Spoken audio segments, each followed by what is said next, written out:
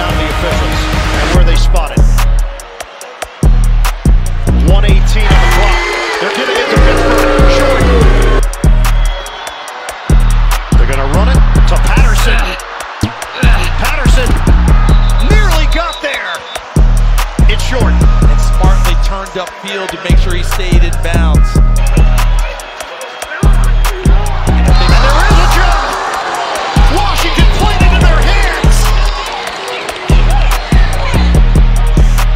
Wilson celebrating. Steelers are going nuts on the sideline. Neutral zone infraction, defense, number 95. Got him! Got him! The Steelers have iced it. Business is booming right now for Russell Wilson and the Pittsburgh Steelers. They rally for a 28-27 win. Wants to give it up.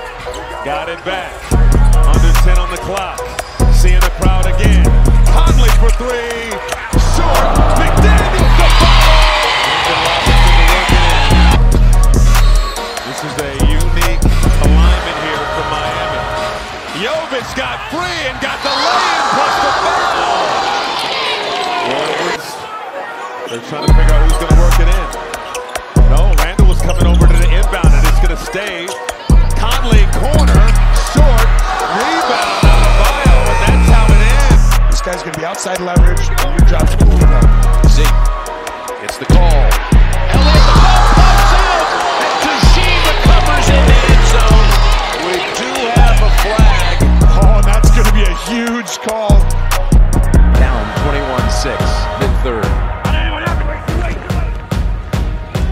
Come out firing to start this drive. They're going deep. And it's caught! What a play to A.J. Brown with Carson defending.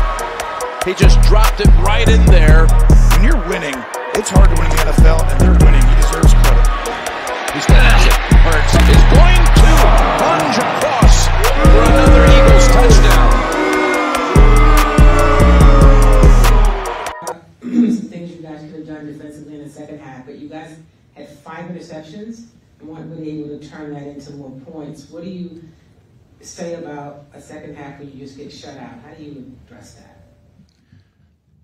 Yeah, I'm proud of the defense for, guys going out and getting 5 turnovers. I think that's a big day for any defense. But, the thing about turnovers is, what are you doing with those turnovers? And it's getting the points off of the turnovers. That's how you swing the game. And I don't think we got enough points off of the turnovers. But proud of the guys for, that's a really good offense. And our guys played well. As down the stretch there, we just let some plays out that, that we have to play better. How frustrating can it be to get all those interceptions against a really, really good, high-flowing offense and not be able to get the W? Yeah, it's frustrating, of course, right, to play against that offense, high-powered offense, and to be able to take the football away. That's what we hang our hat on, is taking the football. So, we took the ball away, but it's about team football, right? And we didn't play complementary football today, and that's what wins games, when you play complementary football, and it didn't work out for us today. Coach, I know that it's already week 10, and I'm not asking you, are you going to make any shakeups as far as offensive play calling is concerned, but what can be done to improve the play calling in the second half? Yeah, we have to look at everything, Sarge.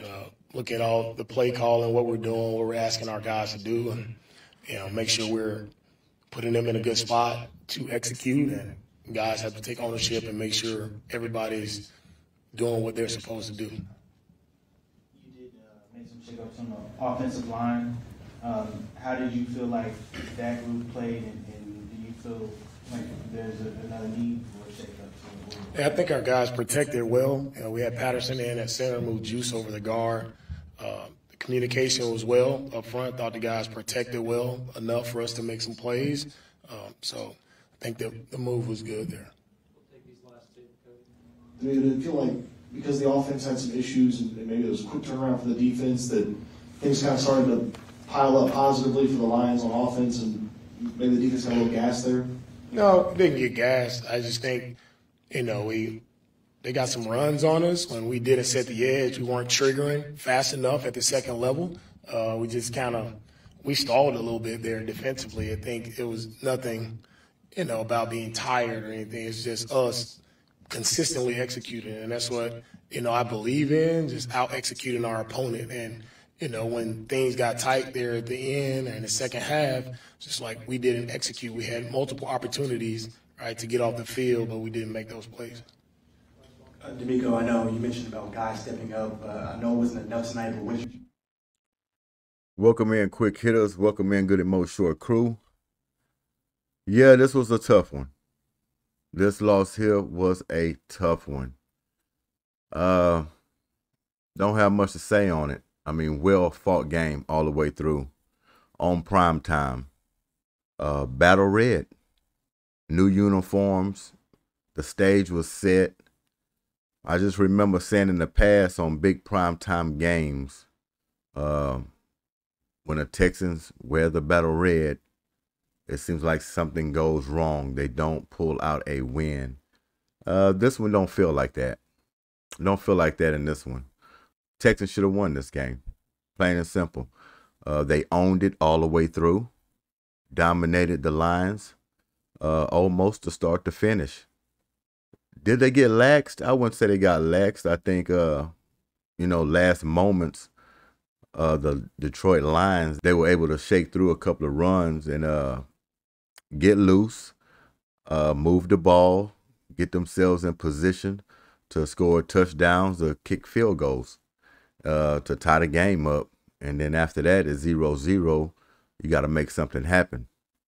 Usually when Houston have a lead like that, they're able to milk the clock and lean on their running game.